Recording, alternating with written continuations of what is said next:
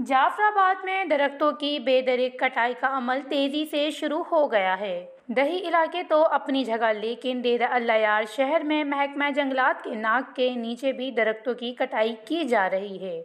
जंगलात की बेदरिक कटाई और दीगर शहरों तक लकड़ियों की मुंतकली महकमा जंगलात के लिए सवालिया निशान बन गई है, जिसकी वाज़ेह मिसाल शहर के मुख्तलिफ शाहराओं पर लकड़ियों के लगाए स्टॉल हैं, जहाँ पर व्यापारी गैर कानूनी तौर पर जाफराबाद से कोयटा, चमन, पशीन और अफगानिस्तान समेत दीगर सर्द इलाकों तक लकड़ी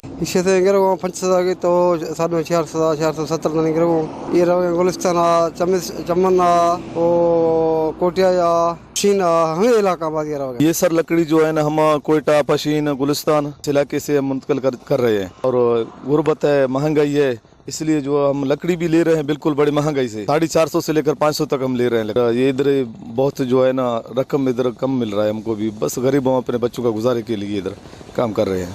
दूसरी जानिब महकमा जंगलात और जंगली हयात आवाम की नज़रों से ओझल हो गए हैं। ऑफिसर एशो अयाशी और सैर तफरी में मसरूफ हो गए हैं, जिसकी वजह से इलाके को सख्त मौसमी खतरात का सामना करना पड़ सकता है।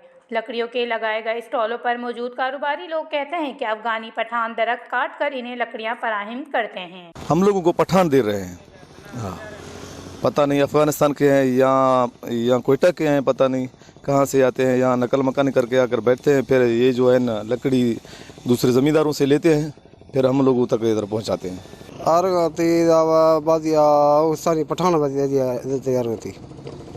मैं इलाका वालों कटाई घट हर कोई कार मसरूफ है।